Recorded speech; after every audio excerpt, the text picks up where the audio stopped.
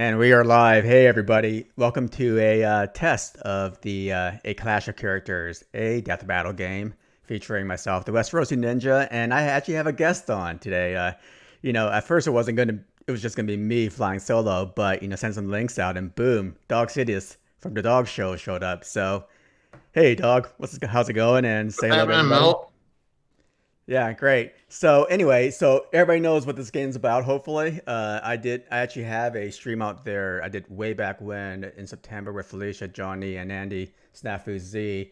And I was just basically, this is a good time to basically resurrect this. And, it's Friday. I'm not busy. And evidently neither is Dog. So so we're just gonna go ahead and basically get going with this. And essentially we're just gonna stream for about 1 hour and basically see how many different types of scenarios that we can kind of discuss and debate with one another. And if you guys are unfamiliar with this game, it's very, very simple. Okay, basically, I built this Excel spreadsheet that kind of randomizes characters, weapons, and locations. And basically, once you do that, then it becomes a death battle between the character with their respective weapons in a certain location. And basically, the idea is to basically discuss or debate who would actually win a hypothetical battle between these two characters. And as you can see on the screen itself here, we have an example where we have Ygritte on the Dragon Viserion against Jaqen Hagar, right, within Iraq. And they're located in Highgarden. Who would win this fight? Well, I mean, obviously, Ygritte on the dragon will win, but really? I mean, she's not a dragon seed. She has no Targaryen blood. Can she really control Viserion? And no, Jaqen Hagar is like a faceless man, right? I mean, maybe he can just basically, throw the rack at Ygritte while she's riding the dragon. Boom, she dies. But you also have the location at Highgarden. It's a keep, right? So, you know, can Ygritte find Jaqen and destroy him on Viserion while he's hiding in the castle? All Jaqen needs to do is go basically climb up the stairs into a tower and basically throw that Iraq into Ygritte, and boom, she dies. So basically, you can see my feeling. Ygritte will lose. So anyway, and Dog probably agrees with me, right? Well, I have a couple of. Well, I'm just learning the game too, folks. But again, this is really simple. Milt showed me right prior to, but I'm looking at things like location here, right? And I think that would favor Jaqen a bit, just because Ygritte has not been, past the wall before. I mean, she thought a windmill was a castle, for crying out loud. Yeah. However, it's still tough though. I mean, she's a badass fighter, and having a dragon, having a dragon with her too is going to be really tough for even a faceless man such as Jaqen Hagar. Yeah. But the thing is though with me, so we're already debating this, but the thing is though, Ygritte doesn't have any Targaryen blood in her, right? So I don't think she's genetically predisposed to basically control a dragon. So she might just fall off and die. But anyway, I think we're getting ahead of ourselves right now. So we're gonna start with our first scenario here. So I'm gonna go ahead and randomize this death battle, and we're gonna have in our first matchup. Okay, we got Theon Greyjoy with a spiked battle club. Jaqen Hagar. Okay, against Bronn with a scorpion ballista, and they're at Greywater Watch in the swamplands, of the Neck. So, who's gonna win here? What do you think, Dog? Who has a chance? I mean, just as two fighters one on one, I'm taking Bronn, of course, right? I'd like Theon to have a ranged weapon. I think he's a pretty good bowman from what we've seen before, right? And I've seen Bronn take out that.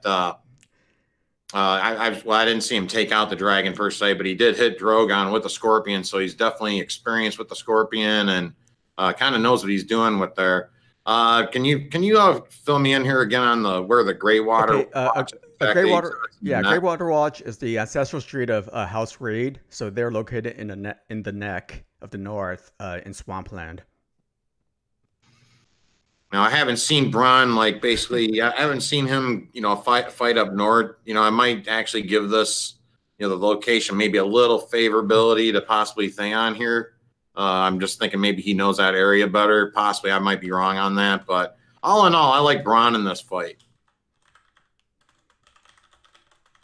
Yeah, Okay, so I'm basically typing away here at some of these questions. Yeah, yeah. So no LMR. Basically, no pictures. It's basically scenarios, right, on a spreadsheet, and everything's random, so it would just take way too much work to actually have pictures of these people done. Okay, the thing with me here, I mean, I have to give it to Theon, okay, because I'm even post Rake Theon, I think with the Spike Battle Club is pretty deadly against Braun, who only has a Scorpion Ballista, right? I mean, Scorpion Ballistas are made to basically kill dragons, very large creatures, powerful creatures, right?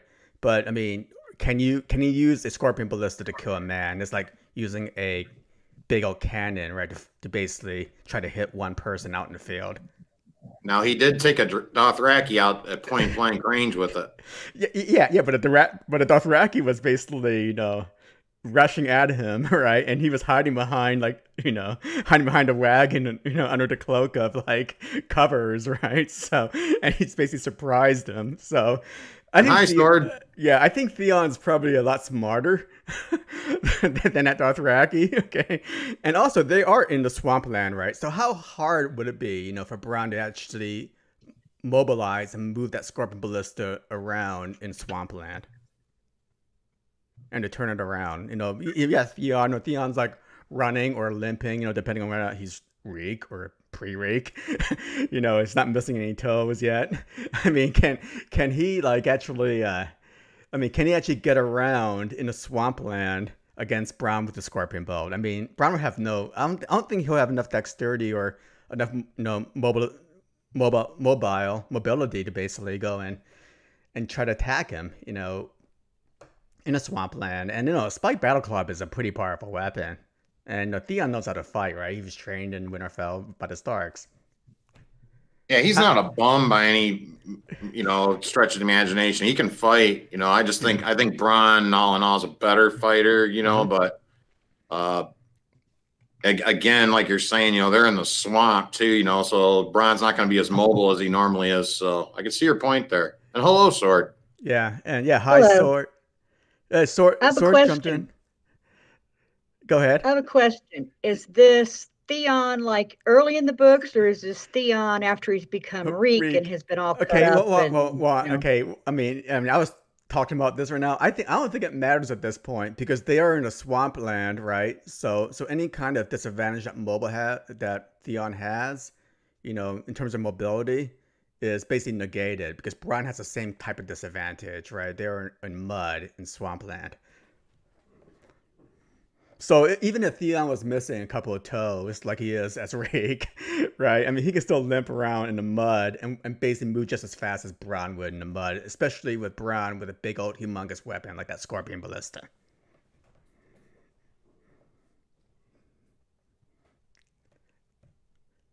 True, but you also saw what that Scorpion did to the Dothraki that climbed in the wagon before he ever got it opened. Yeah, true, but is Rion I'm sure Theon's a bit smarter than that onrushing, Dothraki. Don't you agree? Well, yeah, probably. I mean, Theon is a pretty bright person in general. I mean, he's not an idiot. I mean, besides, he was able to take over idiotic things, but yeah, he's not an idiot, right? Yeah, he was able to take over Winterfell with 20 Ironborn. Which was an idiotic thing to do, but yeah, absolutely. Yeah, he's not a complete idiot. Yeah. All right. So, it's just my feeling. Dawg, you're still going to Bronn? I still think Bronn is going to edge this one out, but you have some strong points here, and the location definitely. Again, and that was my one check mark that I put in for Theon. Yeah. But I like the other two just because I have, like I've mentioned, I've seen Bronn use that Scorpion pretty well. And if it got down to a point of, Bronn doesn't have the Scorpion with him, he might be able to disarm Theon somehow. So, Theon, a Spike Battle Club is pretty powerful, though. You get hit with that. It's gonna be, even post transformation into Reek. He was to be able to wield a Spike Battle Club. What do you think, Sword? who do you give this to before we move on to the next scenario? Well, you're right. Location has a lot to do with it. It's going to be swampy and hitting a person with a scorpion as opposed to hitting a dragon with a scorpion, it's going to be a way more difficult. I mean, yeah, you're probably right. I'll have to agree. Probably Theon. It's like bringing a cannon into a gunfight or a bar fight. Yeah, I'd probably have to agree, Theon. All right. Okay, so two Theons and one Bronn. Okay, so let's move over to our next scenario then. And we're going to have... All right. This is a good one here. We have Barristan Selmy with a wrench against Ramsay Bolton with a shotgun. Okay? And they're in UT. It's basically the folks are going to have to help Dawg out with where UT is. Okay, yeah. UT is essentially the equivalent of China on Essos. Okay, so it's basically it's west of. It's not as far east as Ashai, but it's like the closest kingdom to the west, immediately to the west of Ashai on Essos. This is an Esteros. Excuse me. Essos. Essos, excuse me. Yep. I don't know why I call it Esteros, but yeah, Essos. Okay, I think I know where you're kind of talking here. Okay, awesome. So that location, I'm going to give Barristan Selmy the check mark just on the location here. However, man, Ramsay's a dirty player, and giving him a shotgun is giving him a shotgun, right? And yeah, I'm gonna just looking at this right here. I like Ramsay Bolton in this scenario here. All right. What about you, Sword? Yeah, I'm gonna have to go with Ramsay simply because Barristan Selmy is a good fighter, but he's an honorable fighter. He doesn't know how to fight dirty, and if he does, he doesn't do it. Ramsay does, and he's gonna. Yeah, I'm going to go with Ramsay because he's up against an honorable man. He's probably going to come out on top every time because the honorable fighter is not going to, no matter what weapon he has, he's not going to be able to think the way Ramsay does or anticipate the things that Ramsay would do. Okay, cool. And in my opinion, I mean, I have to agree with both of you guys on this because in terms of location, it doesn't really matter. I think we're in a pretty wide open, expansive location where any kind of advantages that Barristan Selmy might have with respect to fighting in close quarters or basically, being hidden somehow, being able to hide, I think is negated. So, if location's no longer in play, then it really becomes a question of, fighting abilities and the weapons. And yeah, Barristan Selmy is a great fighter, right? We all know that, right? He's a very honorable fighter. Ramsay Bolton's a psychopath. I mean, in terms of who would you pick in a fight, pick mano a mano in just a bare bones, bare-fisted fight, I'd have to go to Ramsay because he's just so crazy. I mean, he'll be biting Barristan Selmy's ears off, he'll be gouging him in the eyes. I mean, Barristan won't be doing that kind of stuff. So now you put the weapons in place, right? You got Barristan with a wrench. Okay, it's a good melee weapon, right? It's good to, it's a good weapon to have if you're going to basically sneak behind somebody and whack him over the head or something like that. But I mean, Ramsay, he can see Barristan Selmy coming right away. And then with that shotgun, he'll just blow Barristan out, basically out of the water because that shotgun has scatters too, right? So I mean, chances are you're gonna hit Barristan, right? I mean, it's not like a rifle where you might miss because you don't have a bullet going a single path. You got all these pellets going all over the place. So I mean, you're gonna hit Barristan Selmy as he's coming close to you with that shotgun. El comprende. All right. Any other thoughts, guys? It's going to be tough to take. I mean, if you put a shotgun in Cersei's hands, right, I'm probably going to take Cersei Lannister against, like somebody with a wrench. It's just going to, but, yeah, that's where it's tough. Yeah, Cersei though was, she's kind of dumb enough where she might point the shotgun in the wrong direction. That She is may true. I probably wasn't. kill herself. So Whereas Ramsey's a pretty good range fighter, right? And yeah. shotgun is a range weapon, so yeah, he's probably gonna figure that out. Well, here's a question now. Felicia's saying, okay, now Barristan Stomey, if he has his Kingsguard armor on, would it stop the shotgun? I mean, I'm not an expert in ballistics. Nope. Okay, Dawg says a shotgun will still go through, penetrate that armor. Unless he had like Valerian steel armor, magic armor, or something. I don't know. Yeah. So armor cannot block a shotgun pellet, especially like double aught, right? Well, not unless it's Kevlar. Yeah, yeah. And as far as we know, Kingsguard armor is not Kevlar. And let's say for some reason it does block it, right? It's still gonna knock him on his butt. Yeah. And, I mean, it's pretty easy to get a headshot in too, right? With a shotgun, right? I mean, it scatters and yeah. I don't know. So wouldn't be much of a head left, but yeah. And Bubba's saying that the Honorable Jon Snow defeated Shady Ramsay, but Ramsay didn't have a shotgun. Bubba, I mean, that's our point here, right? All right. So anyway, into the next. Okay, so it looks like all three of us is going with Ramsay Bolton with that shotgun in ET. And the next scenario is, all right, what we have here is that we have a White Walker with a boat oar, okay, against Loras Tyrell with Lightbringer. And they're at the twins. So Sword, ladies first, go ahead. What do you think? Sorry, this is kind of obvious. I mean, seriously. You've got Loras Tyrell, who is, he's book-wise, he's a good fighter. Show-wise, he's a tourney man, but book-wise, he's supposed to be a very good fighter.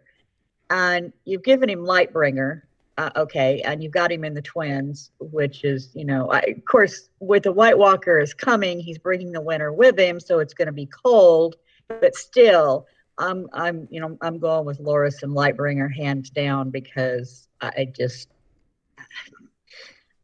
am. But okay, Dawg. But I'm seeing Sword's point, because I was thinking, location isn't going to make a difference one way or the other, because this is a White Walker, right? They're bringing the winner with them anyway, right?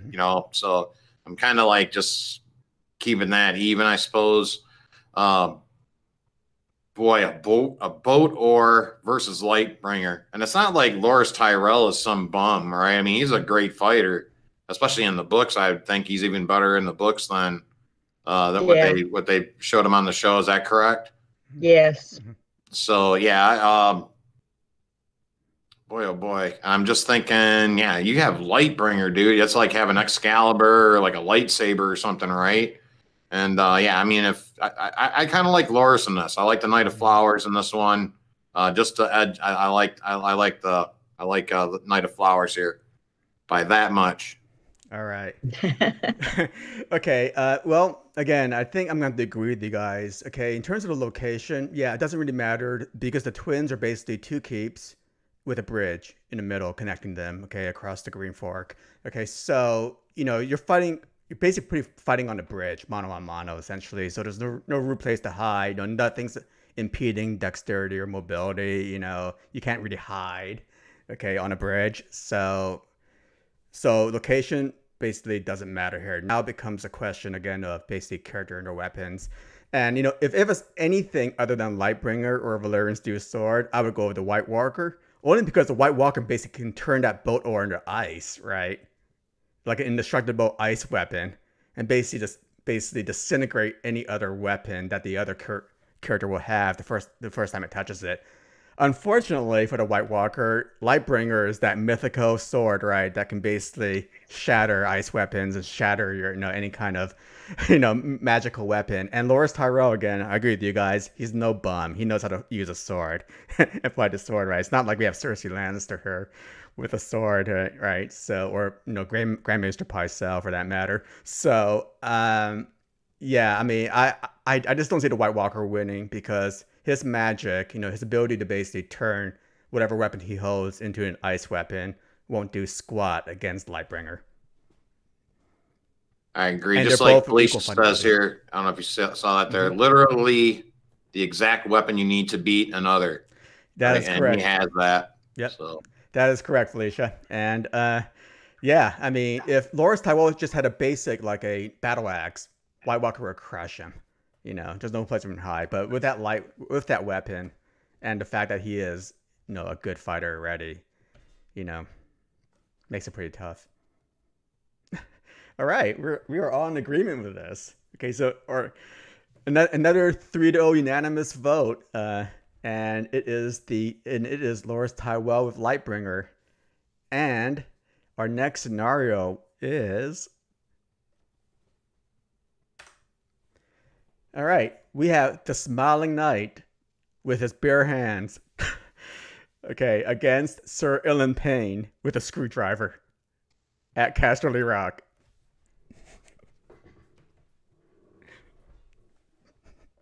okay, could somebody give me a little? Okay. Yeah, I want to say the Smiling Knight was defeated by Arthur Dane. Is that exactly. correct? Yeah. So Wow. Oh, we got the trivia question right. All right. So the Smiling Knight was pretty much a psychopath, right? But he was like one of the best fighters in Westeros at the time that he lived. He was like, you know, the leader of the Kingswood Brotherhood, right? Which are basically, you know, a bunch of outlaws roaming around, you know, stealing things and killing people. And then King Aerys sent Sir Arthur Dane on a mission to basically, you know, kick out the Kingswood Brotherhood. And he pretty much killed the Smiling Knight in a duel. But this not even that, but the Smiling Knight actually broke his sword, and Arthur Dane let him go get another one to continue the fight. Exactly. Yeah. I mean, it was just, he didn't go ahead and kill him. Since he broke his sword, he let him go get another one. Yeah. Because that's just who he was. So if you want to paint a picture of the Smiling Knight, think of the Joker from the Batman comics, okay, but he's able to fight. Okay, right. He's a knight. Okay, 1-on-1. Okay, and they're at Casterly Rock, right?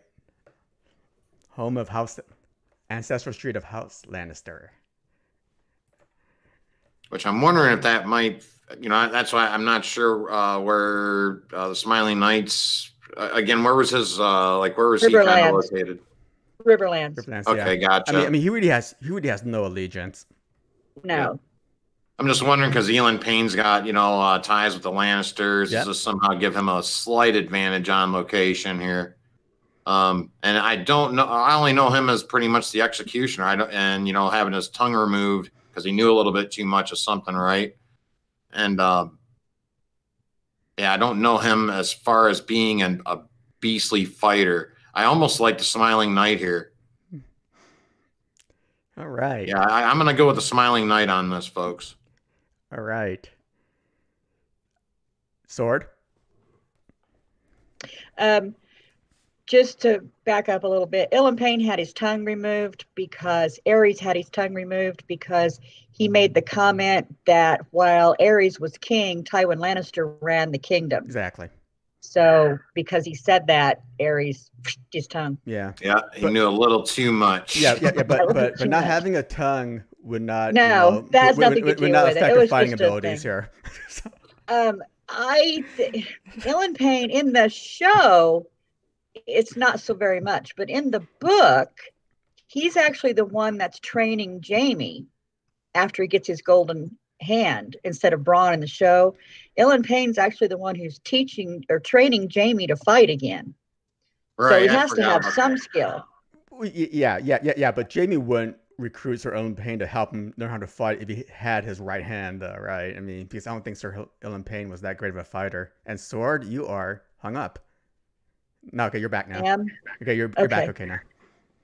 I'm at work, and this computer here is very stinky. So, so if you hear the phone ring or if I leave for a second, it's because somebody came in. But we're real slow today, so this was cool.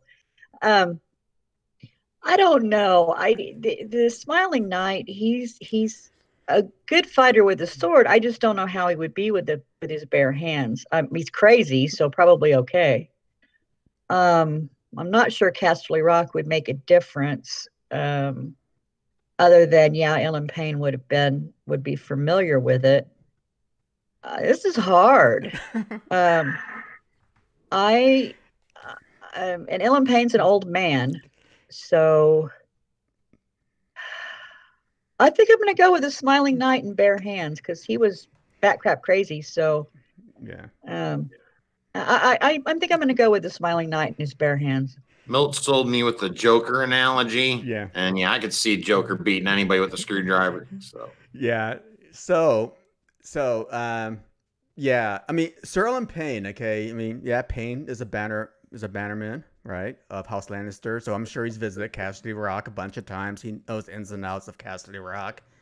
But he is a trained knight. He knows how to fight with a sword, right, and amongst maybe a couple other weapons. But that screwdriver is really holding him back in terms of trying to beat a psychopathic knight who's renowned in Westeros as being like one of the best knights or best fighters, right? That's ever existed at that time, right? It took freaking Sir Arthur Dayne to basically kill him off. Okay, that's how good of a fighter he was, and I think that home field advantage is really negated by his lack of weaponry at this point for Sir Ellen Payne.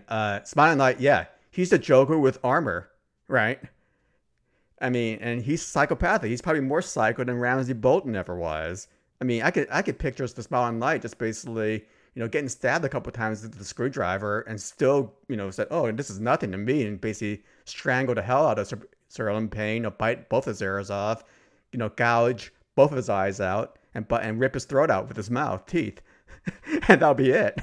Because that's how much of a crazy person the Smiling Knight was. So yeah, Sir Ellen Payne has no chance here, guys.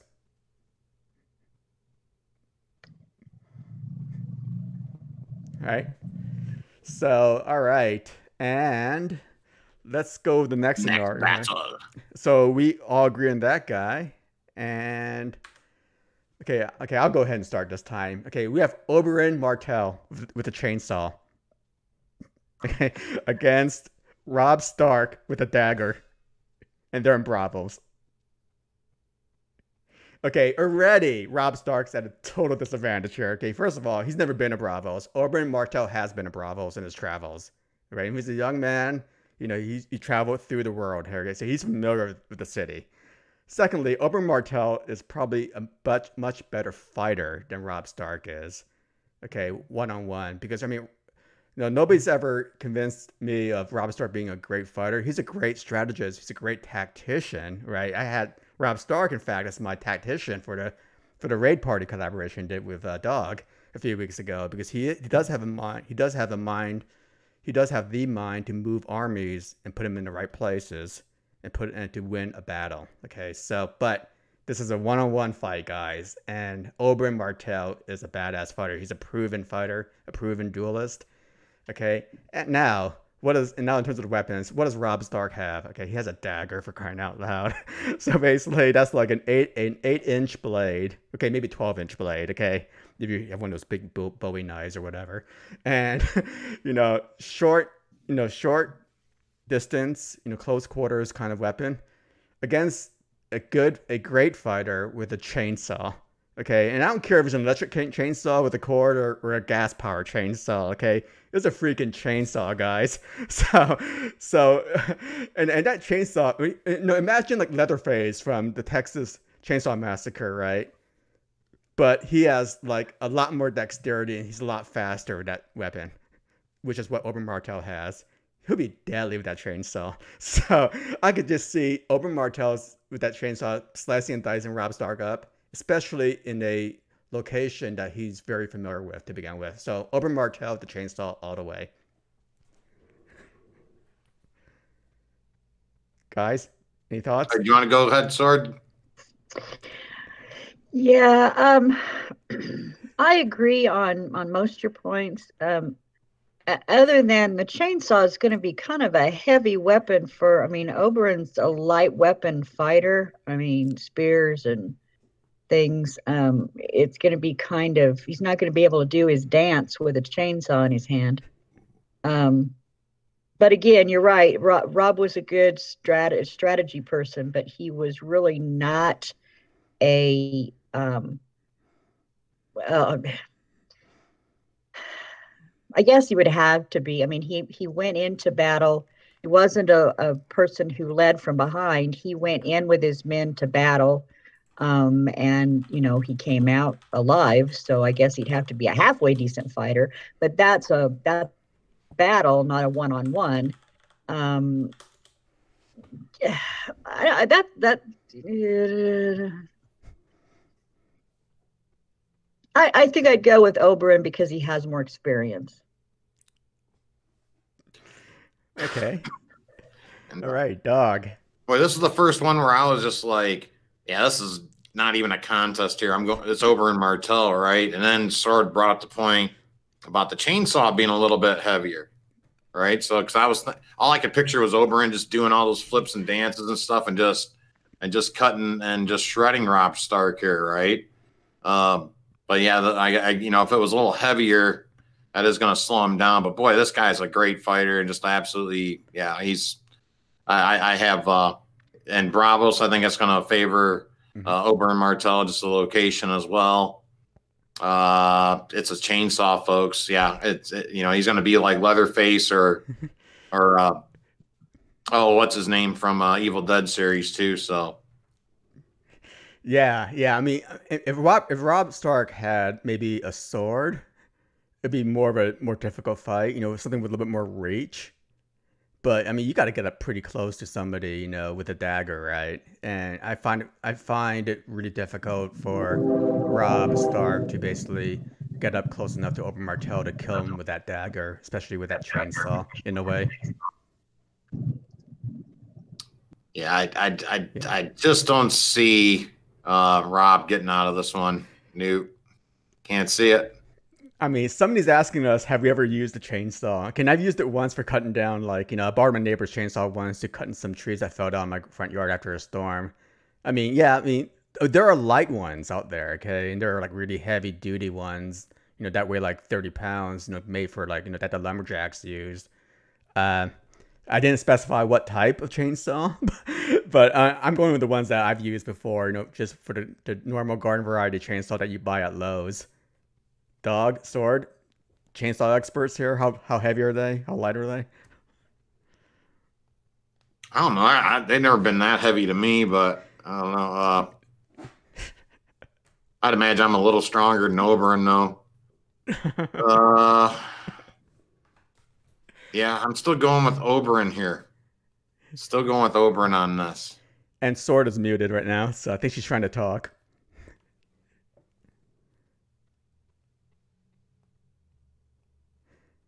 Were you saying something, Sword? Yeah, train went by, so I muted. Okay. I'm sorry. You can get lightweight ones, but they're still not going to be as lightweight or as versatile as the spears and things he uses. But yeah, anyway, I'll still go with Oberyn, even if he's got the chainsaw, even if it's heavy. He's got more experience.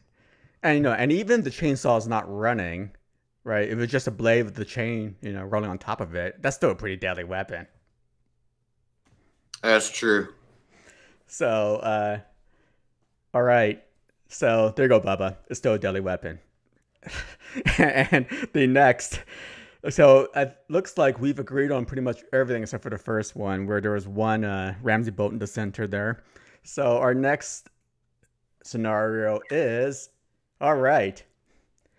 We got Podrick Payne with an ice blade against Craster with a quarterstaff. And they're at Sunspear. Okay, Sword, you're at. Okay. Well, I've never seen Craster fight. I mean, I don't know if I assume he knows how.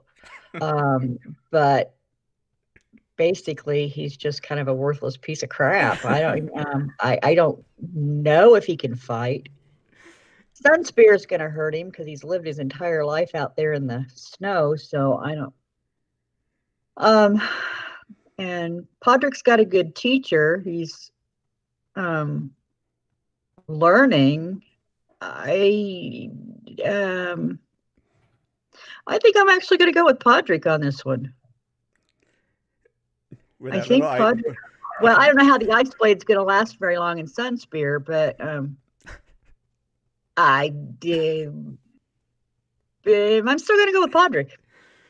All right. Dog. You know, I agree with Sword here on this one. Not just to agree with Sword, but I'm thinking this location here is going to favor Podrick just a little bit because it's south. You know, it's more south than definitely way up north, right? Pardon me. Pardon me, folks. And we have an Ice Blade. I'd rather see. I wish I would see Podrick with a, you know, a lance or something of that nature, right? You know, or a spear. But well, evidently he does have a lance. If you talk to all the hookers in Littlefinger's brothel. Go ahead. Next. I mean, I'm sure Craster, you know, he sucker punches John basically, right? But that doesn't happen in the books, right? So, I'd imagine he can fight just because, you know, I mean, he's living there out there by himself. He's got to be able to figure. I mean, I'd imagine he's had to fend off a few things once in a while, right? But again, he's probably got protection from the Night's Watch and things of that nature too, you know, with all the corruption back there. I like Podrick Payne here. Podrick Payne's a killer. You know, he doesn't show it, but, you know, I've seen him take a few people out here and there. So, but yeah, I like Podrick Payne in this fight. Yeah, he's definitely a killer of the ladies.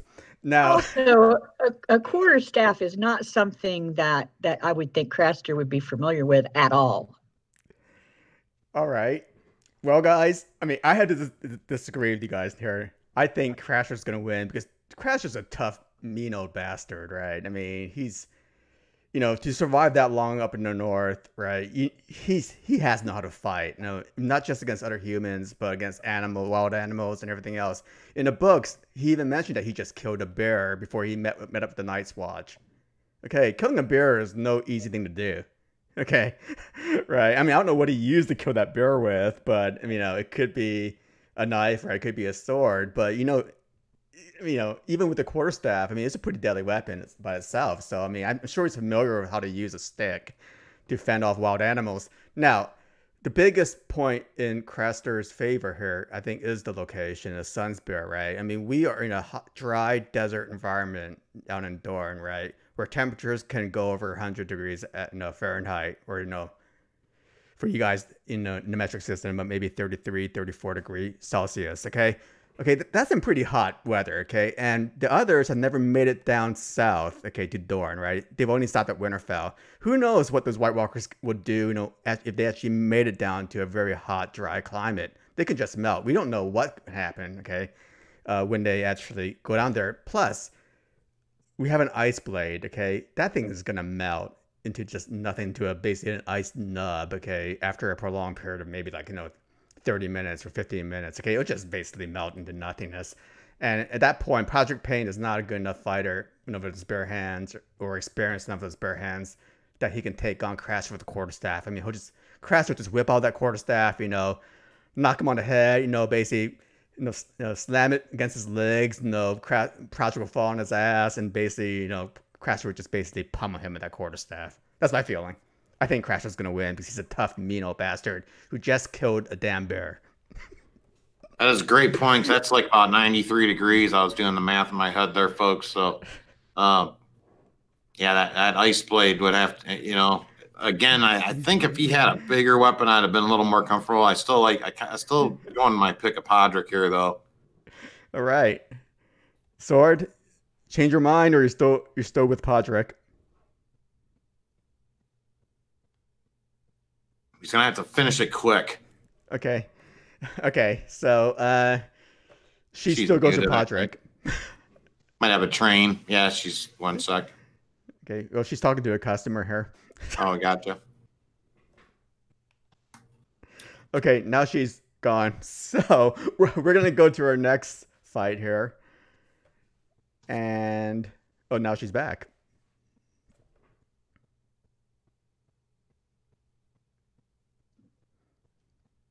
Okay, sorry about that. I'm still going to go with Podrick because,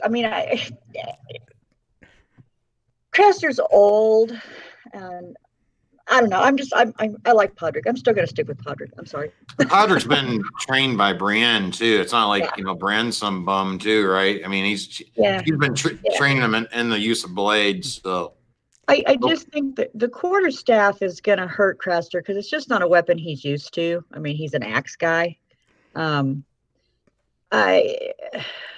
I do agree the ice blade in Sunspear not a logical thing, but it's fantasy, so I'm going to go with Podrick. I'm sorry, I'm just going to. You know what? And real quickly, actually, Felicia brings this point up here, right? With Pod wielding the ice blade, does he get the ability to make the other weapons crumble on contact? Well, we don't know that because the ice can just melt because we're in such a hot, dry environment in Sunspear. Yeah, now this is an ice blade that's from the White Walkers, right? Yeah, but the issue with that is that. And do we know that? Do we know that they will melt per se? Aren't these like magic weapons, sort of? Well, so here's the thing: the White Walkers or the others have never went, south of Winterfell. Okay, in history, so we don't know what would happen if they actually made it into hot, dry weather. Well, they bring the storm with them, so I assume they would make it. It wouldn't be hot and dry anymore when they got there, which has nothing to do with the ice blade as such. But sure. Yeah, that ice blade's a lot longer than I'm thinking of. I mean, it's the others against Mother Nature. I mean, it's already cold up in the north. I mean, how hard is it really to bring the ice with them? Okay, in the north during winter time. Now, if you're trying to bring the ice against Mother Nature into a really hot, dry climate in the desert. Okay, and if they were able to do that, then I'd be really impressed. But there's no. During the last long winter, it snowed in Dorne. Yeah. Okay. It snowed in Houston last year. I was just thinking that if these are some sort of magical weapons, right, they might not necessarily melt. Yeah, could be. Then I'll definitely, then I'll love Podrick in this fight. See, yeah, but Craster, I still think has the reach advantage of that quarterstaff, right? Nice blade. I mean, I don't know how much reach there is to Nice blade, but a staff has a lot of reach, right? And don't sell Craster short. I'm sure that he was a water. I mean, just theories there that he could have been a Night Watchman at one point. So I was thinking of the range on that weapon. I mean, we see John fight that guy, right? So it has probably maybe the same range or just a little less than a bastard sword. Yeah, it could be. Whereas, yeah, I mean, I'll give you that. The quarterstaff probably has a little more range. It's a tough one, guys. Unless it's a buck and a quarterstaff. I don't know my quarterstaff. I thought they were all just like one standard length. Funny reference. Okay. All right. Well, this is a tough one. So we got 2 for Podrick and 1 for Craster here. Okay. So let's do 3 more and then we'll just end the stream. So the next one is, all right. We got Sweet Robin with knitting needles against Salador Sand with a mammoth in High Garden. All right, who's gonna win this? Dawg is your pick. I'm taking Sweet Robin here with the hope. Okay, with the hope that Salador Sand is just gonna laugh to death. Right, he's just gonna absolutely laugh. Like we're gonna actually see him just laugh himself to death, right?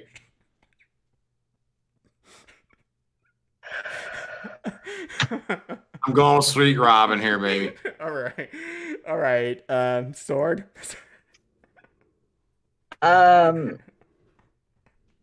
I've never seen a mammoth at High Garden, so I don't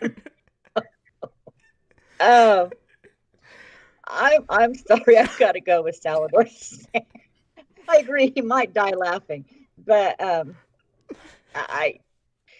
Sweet Robin with anything, not even knitting needles, Sweet Robin with anything does not strike me as a person who would be. I mean, I don't know about in the book he's a lot younger anyway, but in the show he's like, you watch him and he can't hit a target with an arrow. I'm not sure what he's going to do with knitting needles. So. I've got to go with Salador Sand. I'm sorry. You know what? You know what, here, guys. I'm gonna have to go with Sweet Robin.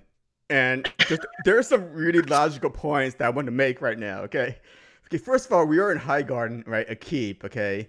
So we're not in an open expanse here, right? We're kind of like in an area, a very kind of an enclosed castle, if you will, right? Yes, sure, there are courtyards, but they're small. They're too small for a mammoth to actually run through. Secondly, mammoths are northern creatures. Okay, if if this was somebody other than Salvador San, say perhaps Mance Raider, who's actually from the north of Wildling, who's actually used to riding mammoths, okay, yeah, it'd be no contest. But Salvador San is a pirate, okay, who lives on water, and he's from Lies, okay. They have no freaking mammoths there. He wouldn't know what to do with a mammoth. I mean, more than likely, he basically go on a mammoth, start riding a mammoth, and he'll just fall off, because he's not used to stuff. He's a pirate captain, man. Okay, he's not a soldier. He's a captain of a ship. No, no, how good can a pirate captain ride a freaking mammoth on land? Okay, in a castle. Okay. Secondly, okay, so chances are that he might fall down. Sweet Robin, yeah, we know he's a sickly boy, right? But he does have that Aaron, bloodline in him, right? As high as honor, Aarons are famous fighters, right? I mean, he has genes from Sir Artis Aaron from way back when. Okay, he was Littlefinger's kid. Yeah, he's Littlefinger's kid. He has no Aaron blood in him whatsoever. Okay, well, but that's hypothesis. Okay, it's not proven whose son he is because there's no DNA testing going on in Westeros. But what I'm saying here is that Sweet Robin, okay, I mean, he's small, he's nimble, kind of, right? I mean, in an enclosed area, once Salvador San inevitably falls down off his mammoth, Sweet Robin can just come in there and basically, with his knitting needles, and boom, stab him to death. And that's it. I mean, Salvador San, think about it, he's a pirate captain from Lee's. He doesn't know what to do with a mammoth. Again, if it was a wildling or anybody from the north, I can see it being no contest. But it's freaking Salvador San. And they're in a very enclosed area in High Garden, in the castles of High Garden. Dog, what do you think, Dog? That's the craziest scenario I ever heard of, but yeah. At least you tried some logic here with this Milt. I mean, I was just going for, man, I just hope he laughs himself to death. But yeah, I mean, really, I mean, Sweet Robin, what they said, he swings a sword like a girl with palsy, so it's going to be, I don't know how, maybe he'll do better with the knitting needles.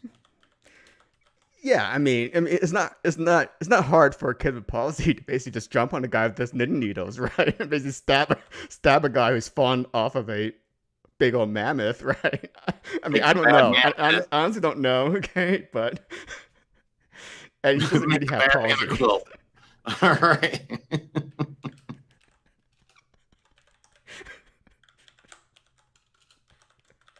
You make good points, but I still got to go with the pirate and the mammoth. I'm sorry. I'm sticking with the pirate and the mammoth. All right. Fine. Okay, 2 against 1 again okay. 2 for Salvador, 1 for Sweet Robin, and we are on to our next scenario. Oops. All right. We have Stannis Baratheon with an eagle against Stannis Baratheon with a pot of melted gold. It's random, guys. And they're at the fist of first men. Who will win this? I'm trying to see if grammar is going to come into play here. You know what? I'm going with the eagle. I'm going with Stannis Baratheon here with the eagle, just because I've seen birds up north, beyond the wall, and things of that nature, right? Where, I saw that pot of, I saw the crown for king a little bit south and east, if you will, right? So I kind of like Stannis Baratheon with the eagle. Fly, Eagles, fly.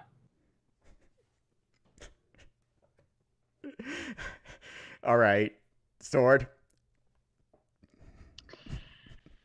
Well, I've never seen Stannis show any green seer abilities, so I'm not exactly sure what an eagle would do for him unless he trained it. Then it would be a good weapon. And the pot of gold, I mean, that's okay as long as you've got your prisoner captive and you're ready to kill him on the spot. But as a weapon, not very useful. So yeah, I'd kind of have to go with Stannis and the eagle. All right. Unless, real quickly, unless he came up to him and was like, "Hey, you want some gold?" And then was like, Flung it at him. Yeah, you know why? Because Stannis is needing money, right? He's looking for money, so he may actually fall for that trap. He went to Bravos to try to get some gold, right? He's desperate for money. We all know that. Well, okay, I had to go with Stannis Baratheon with a pot of melted gold, and I'll tell you why. Okay, I agree with Sword's point and the fact that Stannis Baratheon does not have any Stark blood in him. He has no predisposition towards any kind of warging abilities, so I'm not sure how he would be able to basically train that eagle to fight and kill somebody. Okay, because eagles against a grown man, kind of hard to do. Okay. Okay. So nextly, okay, but besides that part, besides the genetic issue here about not being able to warg, look at the location. Where are we at? We're at the Fist of the First Men, right? We're way up north of the wall. It's pretty darn cold there. What will happen to that pot of melted gold when you basically bring it out into a cold environment? It's gonna melt, right? It's gonna solidify and become a pretty dangerous, heavy pot of dense gold. Okay. Now, if you swing that puppy around, right, and you hit somebody with it, it can do some damage. You'd have to be pretty close to him. You gotta be pretty close to him, but the eagle, what's the eagle gonna be doing? He'll be just flying around upstairs, right? Well, not if he's trained. I mean, you can train an eagle just like you can a falcon or anything else to hunt or whatever. I mean, they can, without any green seer thing, but you can train an eagle just like you can a falcon or any other predatory bird like that to attack something. It would take time and patience that Stannis doesn't have, but it can be done. Sure, yeah, but Stannis is not like Willis Tyrell, who's like in the books. He's actually a falconer. He actually, plays with falcons at Highgarden. Stannis is, he doesn't have time to play with birds and animals. He hates animals, probably. So, knowing that guy. Didn't he have in the book? Don't they talk about when he was a boy he had a bird? Yeah, he had a bird. And he healed it, right? It was wounded, and he healed it, and then Robert took it away and killed it. And after that, he had no more predisposition towards birds. So yes. So he's already emotionally scarred from having to deal with birds. So how good is he really going to be with a bird, with an eagle? I think Stannis with a dictionary would win in any of these scenarios here, though.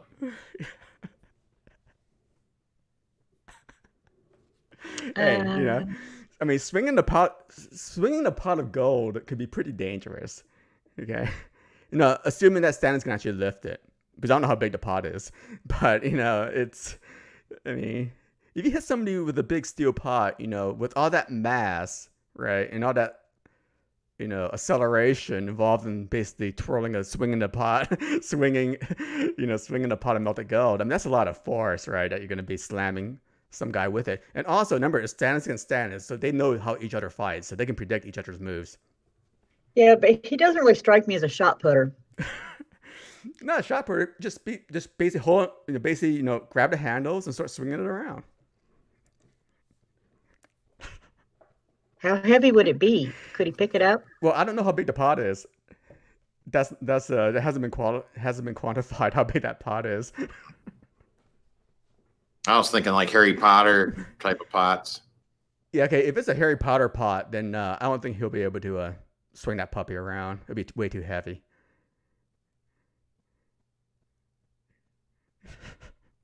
I'm just going to go with the eagle. Simplicity. I'm going to go with the eagle. All right. Well, I like the better weapon here. Yeah. Well, the eagle's a known quantity since I don't know how big the pot is. Um, I'm gonna and if he can even lift it to swing it around, or if he can knock himself in the head with it, because I don't know how coordinated he is. I'm gonna stick with the eagle because it's simple. Okay, It's Dawg. clean. It's simple. Yeah, I'm still at the eagle. All Plus, when right. he's swinging that thing around, the eagle might fly down and distract him, and maybe he'll hit himself with the pot. Well, I'm going with the pot because I'm bringing in the location. I'm bringing in the weapon here. All right, next. And here's our last one, guys, in the stream. So thanks a lot again for coming out. Really appreciate it for this test. And it is, all right, we have a good one here. We have Mord with a frying pan against Septa Unella with twin daggers. And they're at the Dread Fort. Want to take this one, Sword?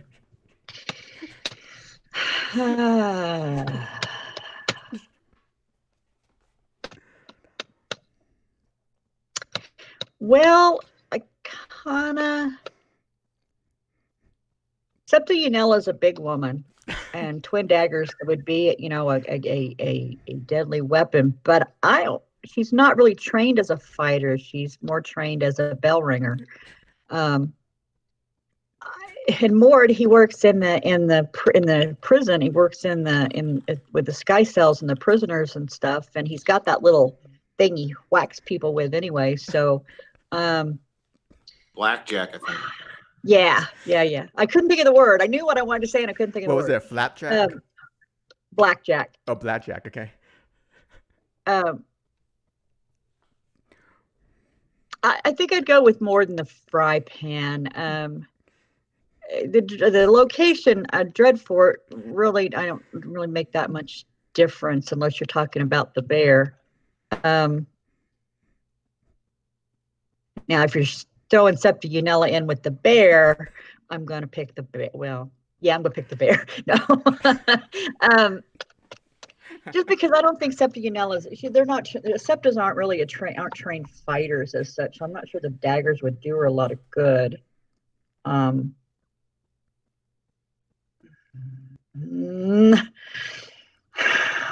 think I'm going to go with more than the fry pan, because even with the daggers, not only could he use the fry pan as a weapon, he could use the fry pan as a shield. So I'm going to go with more than the fry pan. All right. Dawg. Yeah, I like, I was thinking of this too, and I like more with that fry pan too, just because, fry pans, I guess, is pretty close to the weapon he likes to use, which is that blackjack, right? So, and Septa Unella, now she had a yardstick or a ruler or something, right? Kind of like the nuns of old, right? I would kind of, lean a little bit heavily towards her. They're both intimidating characters, though, right? just as far as they weigh, like Mort was, treating Tyrion, right, and then Unella with Cersei, right? Just as far as both their characters go, I think they were just, as far as intimidation factors. Mort's a little more dim-witted, of course, right? But yeah, I like Mort in this fight. I don't think the location really favors either, or they both kind of hang out in creepy places, and the Dreadfort's kind of a creepy place too. So yeah, but I like Mort just because it's that frying pan's going to be about as close to using a blackjack, I guess. So yeah, but that's a good one there. I like this one here. What do you think, Mel? Yeah, I agree with you guys. I think the location, doesn't really matter here, because I think you're right, Dawg. You said it right. They're both creepy locations, and they're used to creepy locations. One's in the dungeons of the Septa Baelor, and the other one's in the the sky cells of the area, right? Really creepy stuff. So they wouldn't be like stressed out about that. And Mord, yeah, he's wielding a weapon the same size as that blackjack, so he's familiar with the range, how to swing something like of that size, plus it has more surface area. So yes, so Sword's right, he could use it as a defensive shield if he wants to. And a big point against Septimanella is that, traditionally, I remember, like, at least in, in Earth's history, right? People of the church, which she is, right? They're not allowed to shed blood. So traditionally, they've always wielded clubs, right? And other kind of bludgeoning weapons versus sharp blades, right? Yeah, I just remember back in my old D&D days. That's what I remembered. Like if you were a cleric character, you couldn't wield a sword, right? It had to be like a Yeah, blunt weapon, you have to use like a mace Right. a club. mace. Yeah, Right. And she's yeah, part of the faith, and they have the militants that do use weapons, but yeah, she's not in that particular sect. She's actually just a yeah. straight up septa. So Well, yeah, exactly. So, yeah, and so even if she was trained in weapons, it wouldn't necessarily be a set of twin daggers. no. Okay, so I think she'll be very unfamiliar with actually, using twin daggers. I mean, she's no like Carl fucking Tanner here with the Legend from Chinelli, who can actually use these daggers, right? I mean, he's no, so she's just a big brute of a woman, that basically loves to torture Cersei Lannister. Not that there's anything wrong with that, but that's the fact, right? And then any kind of weapon that she would have been trained in, I think would have been a blunt weapon. So yeah, I mean, I would have to go with Mord here. I mean, Mord probably has a little bit better fighting abilities than Septinella. He's more dim-witted, but I'm sure he can hold his own in a brawl against against a Septa of all people. So yeah, I think it has to be Mord. I would like I'd pay tickets to see this fight. You Yeah. folks would too. You would. Yeah, everybody in the chat.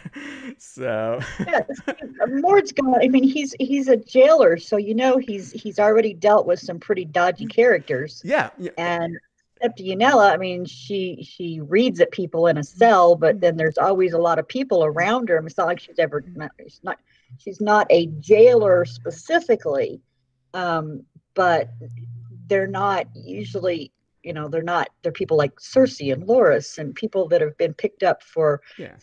uh, crimes against the gods, not necessarily, murder and rape and pillage and whatnot. Yeah, So I mean, it's going to be tougher. Except that Nell's going up against somebody like Cersei or going up against somebody like Grandmaster Pycelle or something like that. Yeah, it'd be totally different here. But Mord is used to having to fight, and basically, beat back prisoners and stuff like that. And the frying pan's pretty much the same weapon as a blackjack, if not better than a blackjack. But that frying pan, you can do lots of them. You can actually twist it. You can actually make it into like kind of a blunt sword, or twist it, around and make it into a big, pan weapon. What do you call that? A weapon with a lot of surface area. I mean, you can do a lot with the frying pan that you can't. Yeah, frying pan to the face is a frying pan to the face. Yeah, yeah. And well, that's it. Thanks a lot, guys. So over our last scenario, we all agree that Mord of that fry pan will definitely win, especially in the Dreadfort. In the Great Sept of Baelor, maybe be a closer match because she'll have the gods on her side, or the seven on her side, but not in the Dreadfort. There are no gods at the Dreadfort, so only flayed Stark skins. So with that, everybody, that concludes our I guess our Death Battles, a clash of characters. Brand new series starting on the Westerosi Ninja channel here, and I'd like to thank everybody for coming out here. We have Bridge 4. Thanks a lot. Looking forward to that Winterfell video, guy. LMR, Living My Rhapsody. Felicia, Bubba. Who else? Husky. Who else do we have? Peter Griffin. Cindy Sammy. Thanks a lot. I know you're out there in Europe. We got Fandom D Saint, otherwise known as BBM. Pro Cersei, Slide the Tank Benjamin. There's trivia tonight, guys. A little trivia. It'll be Ben, Bran, and Felicia doing their thing, starting at 8 p.m. Eastern Standard Time. Vengeance stopped by. Let's see, who else do we have here? And that's as far up I can go in terms of my list here. So if I missed anybody, sorry about that. It's not intentional. So with that, thanks a lot, everybody. Sword, Dog, any last words? Oh, thanks for having us, Mel. That was a blast, man. Yeah, it's fun. Yeah, great. And remember, so trivia tonight and Sunday at 7 p.m. Central Standard Time. Dog and I will be doing our top 5 all-time favorite Star Wars characters on the Dog channel, on the Dog Show channel. So look forward to that. Yep, all things Last Jedi. Yep, films only, because there's too many characters otherwise if we include the EU. It's just films only.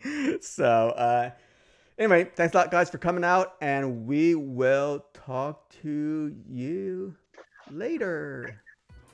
Bye, folks.